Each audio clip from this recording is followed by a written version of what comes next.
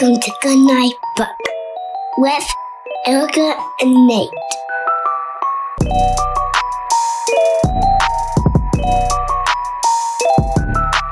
I guess it is lower than normal. That's what I'm trying to do, so that when I yell, it doesn't blow out. You know, when I get to my really controversial opinions. Yeah, I know. I can't wait. Where I'm really hammering it home. Yeah. And another thing, what kind of name is Clement? Stuff like that. Yep. We really don't want an answer. Actually, I've done some research, and it's Hungarian. Mm-hmm. It means maker of the picture. So the book we're talking about today, of course, is Goodnight Moon by Margaret Wise and illustrated by, Margaret Wise Brown? Mm-hmm. She's got another name in there. I knew her a long time ago when she was just Margaret Wise, so it's hard for me to remember. Margaret Wise Brown, and illustrated, of course, by the inevitable, what is the word? Inedible Clement Hurd. He's really hard to swallow. Yeah, it's hard to swallow. But not his illustrations. Do you have a synopsis for this book? I do. It's bedtime for a little bunny who's observing and saying goodnight to all the things in his vividly green, red, and yellow room. Many things in the room happen to rhyme, but apparently nothing really rhymes with moon. That's mine. You have one? Yeah, mine's shorter, but I think it captures the same basic thing. Somebody tries to confuse a little kid bunny into falling asleep with some nonsense and an unpredictable meter and rhyme scheme. So we both really dropped the hammer on the rhymes. Mm-hmm. Well, balloon technically rhymes with moon in there, doesn't it? It does, but do they rhyme it with moon? I mean, not exactly. Yeah. Who knows? It's inscrutable. Yep, this one's a tough one. It's a classic, hugely famous book, obviously, and people all over the world love it. And there are lots of spin-off things with this particular book in terms of like hello moon and good morning moon and good afternoon moon and moon. Do you know what time it is? Yeah, the whole series. Because the moon is really clearly very easy to talk to and a good listener. And tough to rhyme with. Or unnecessary to rhyme with, I guess. It's not a hard word to rhyme with, but she chooses odd She was like, Clement's like, I don't know how to draw a baboon, Maggie. I'm sorry. I just don't know how to do it. I'm going to come right out and say that I actually really like this book. And moving on to highlights, it's like highlights magazine. Nothing's wrong. Not in the what's wrong section. I'm not talking about the what's wrong on the back page. Okay, so it's the what's I'm not talking about Goofus or Gallant. Maybe I'm talking about Gallant, actually. Yep. This book is some nonsense, and I love nonsense, but it's also like nonsense that is close to not nonsense, which I love even more. Like where it's like sort of makes sense. Some stuff almost rhymes. You feel like you know how you're supposed to say something. I don't know. And then she throws an extra syllable in there. Or like there's another page in there. I just like, I don't know. It's like, I do feel like they're trying to confuse the kid into falling asleep, which is definitely like a tactic I've used before. Yes. By just like having long semantic debates with Wes just to see if it'll wear it out. It doesn't, but I still enjoy the tactic. Yeah, you think that was their tactic in this book? It was confuse and awe? Yeah, maybe. And it looks like they're having a tough time because one thing I like about this book that I was reading about this, I saw a meme that was about how if you look at the clock, it starts at 7 o'clock at the beginning. Oh, no. And I think it's 8 o'clock when he by the time we've said goodnight to everything. Shut the lights out. Which That's is true. Relatable, quite relatable. Well, I mean, and you do look at the bunny's position. Like at first he's in the bed, or she, and then there's like a hopping about to like look at everything, but not in the room, just like out of the covers, under the covers, out of the covers, under the covers. Mm-hmm. And so I do notice that there is a struggle going on. And you're not quite sure who's saying goodnight to everything.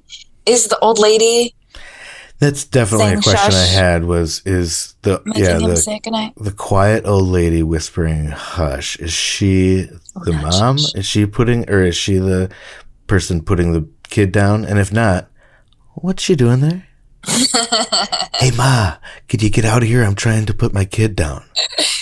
Well, yeah, I've been working on a new theory. I've been kind of workshopping this with some people around my house and my world. And we were wondering about this kind of overwhelming room. You know, the nature of the room is very primary colors plus green. And but yet there's also this fireplace. There's a roaring fireplace. Spacious. There's like enough room for a dollhouse and mice and kittens to play. It's just voluminous. And there's a telephone in the room, which when you think about when this book was written, which is the late 40s, telephones were like one per house, if that. They were a rarity. So like, why does this kid get a phone in his room? And like, why take that chance that somebody's going to ring up in the middle of bedtime? So we were kind of wondering if there was, this was a manor, and that lady is like the hired help. So this is really a book about elitism.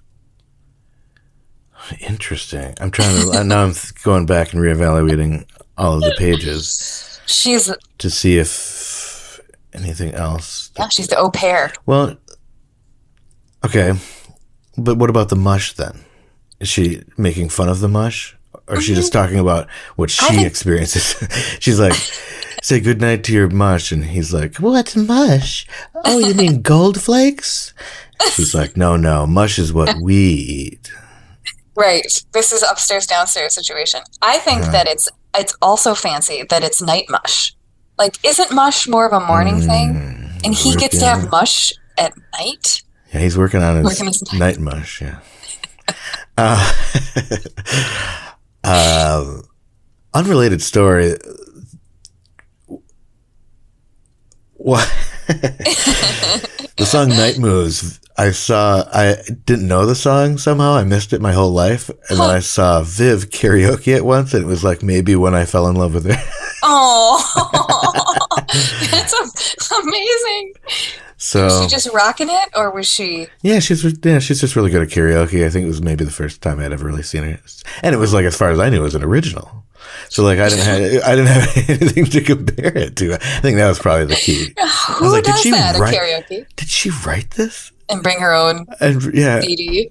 Here you go. Amazing. Wow. Yeah, so I was just mostly impressed because I thought she must have been wealthy. Yeah, I do have like a highlight to add to pile on to all of this, in addition to karaoke and telephones and the 1%. I also kind of love that room. I'm really torn. Like, I love the roaring fireplace, and I love the clothes drying. It all feels very cozy and snug to me. But I do feel like that room, it's the first thing I think you think of with this book. You know, like if somebody was like, which book is Goodnight Moon? And you're like, the great green room with the yellow curtains. They're like, oh yeah, I got it. So it's, I think it's kind of a weird mixture where it's both comforting and kind of a mad, what do you call it? Like a fun house or something, like a house of horrors, like a clown car, like a circusy. Yeah, no, it's got a circusy vibe. Yeah, which is got its own problems.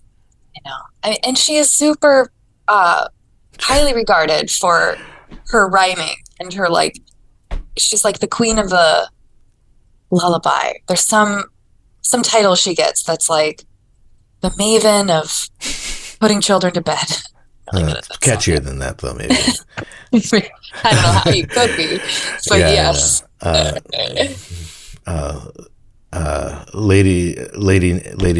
Lady Nap Lord. That's what I was thinking of, but I don't know why you'd have Lady and Lord in there.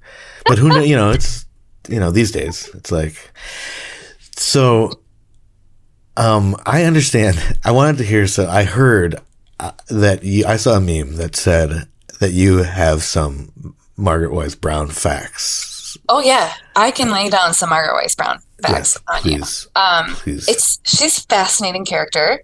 She was born in 1910, and she started getting into publishing and editing like pretty young, and had done a number of books and was getting really famous.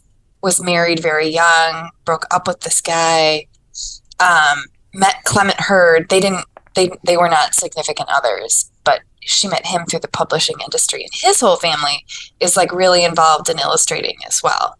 And then as she got more famous, she had a lady lover, and I don't know her name, but she was the ex-wife of the famous actor John Barrymore. Mm-hmm. And they were a domestic partnership situation for 10 years. That woman was 20 years older than Margaret Wise Brown and passed away.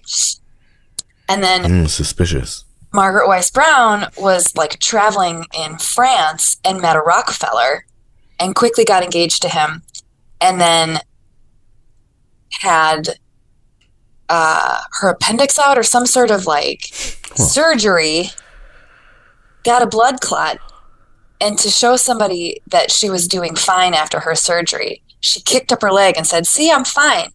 And that dislodged the blood clot, and it moved into her brain, and she had an aneurysm and died at age 42, right after getting engaged to a Rockefeller.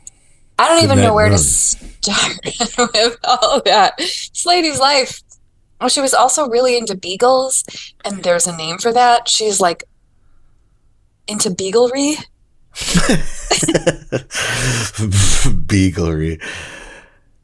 Do you think anybody else has died from doing a high kick? Do you think she's the only person?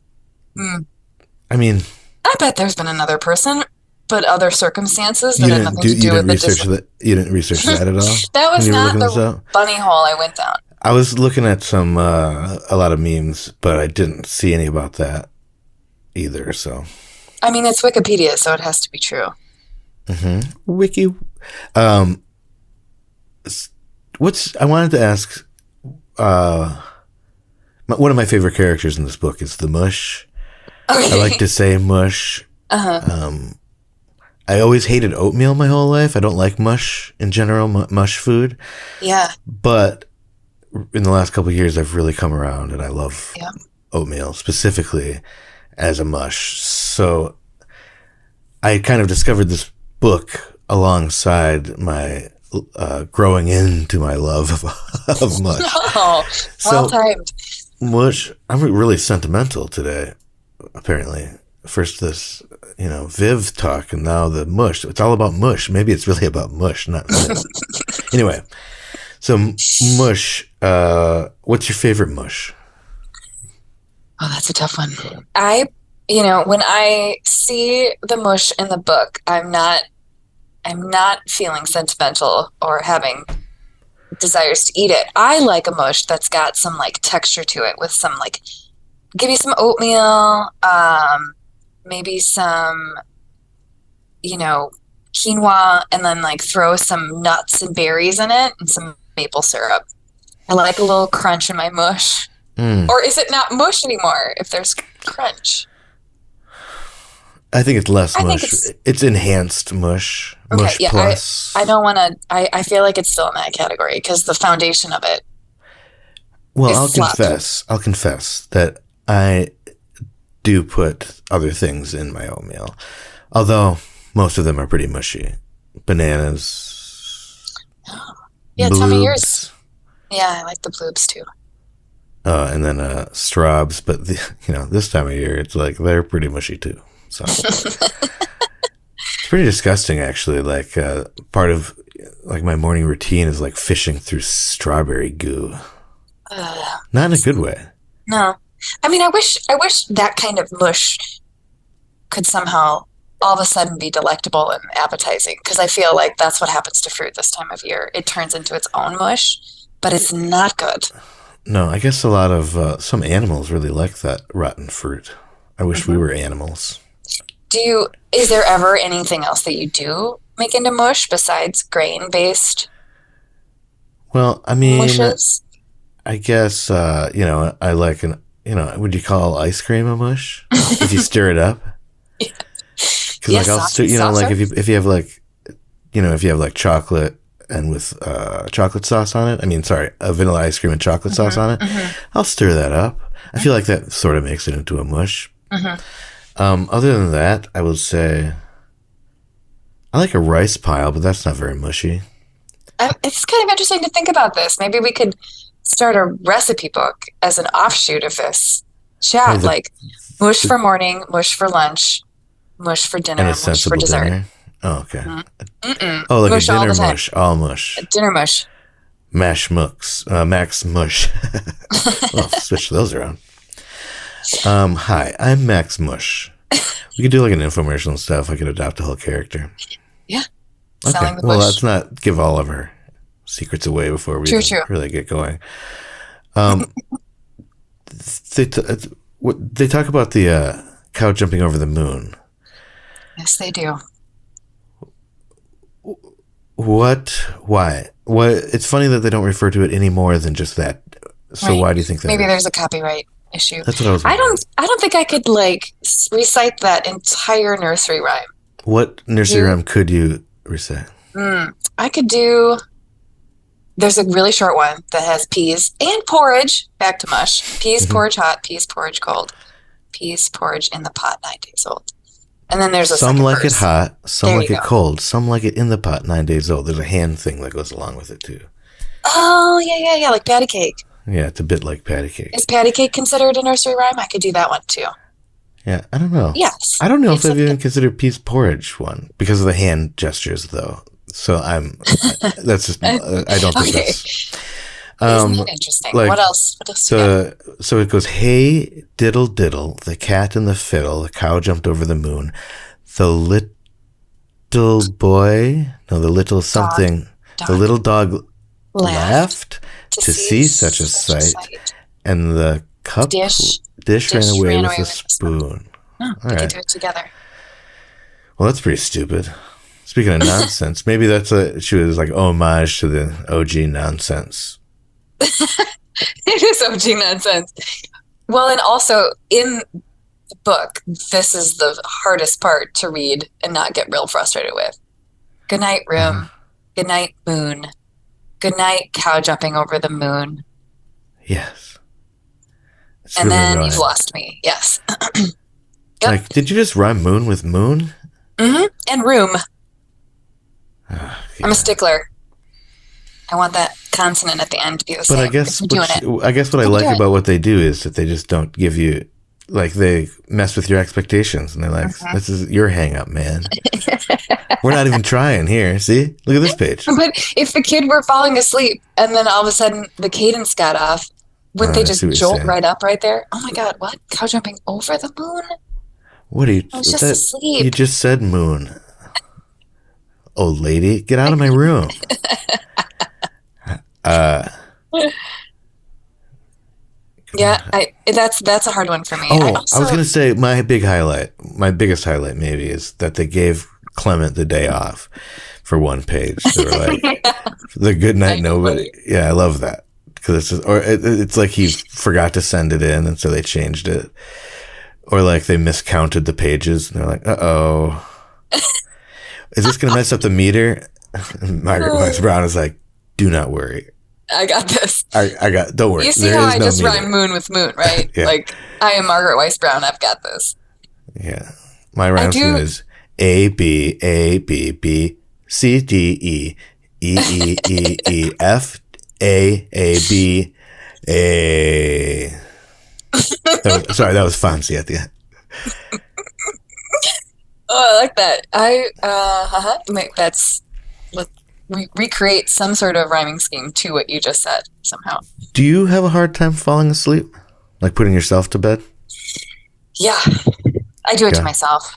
Yeah. What are your tricks? I know. I don't say goodnight to everything in the room. That's for sure. Well, there's your problem. I know. We used to do that with Olive, actually. We used to follow suit, the Goodnight Moon, walk around the room, say goodnight to everything.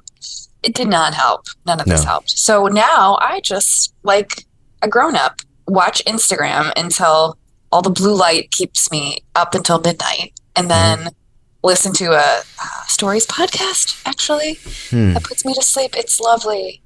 It's a British man with a very slow, calm voice. I listen to a British person if I need to fall asleep sometimes, too. It's a science podcast. Oh, nice. Just to try to bore yourself to death. Mm-hmm. But then sometimes they say aluminium. And then you jolt straight up. And I'm like, what? Cow jumping over the moon? Yeah. What are you rhyming with aluminium? Yeah. Moon doesn't rhyme with that. That would be hard to rhyme with, actually. Aluminium? Squigium? I just made up a word. Squigium. See, that's the one of the Dr. Seuss school of thought. It's true. I mean, like, he's kind of cheating in that way, where Margaret Wise Brown is like, I'm just going to use 15 words in different ways. That's actually, that rhyming thing that he does is actually how he lost his medical license. Did you know that? No. Yeah, they took it away from him because they didn't like his rhyming. It's a tough world out there. It is a tough standards. Well, speaking of standards, I think we've met all of the standards that we've had for today's episode. That's really all we have to say about Goodnight Moon for today. If you enjoy the show, please rate it and review it. Tell somebody you like about us, and if you don't like it, then tell somebody you hate. For a transcript of this episode or any episode, please send a self-addressed stamped envelope to the address on your screen, and we will send you back a post-it note that just says, "We don't have that." Until next time, good night, mush, good night, creepy old lady, and good night, book. The end.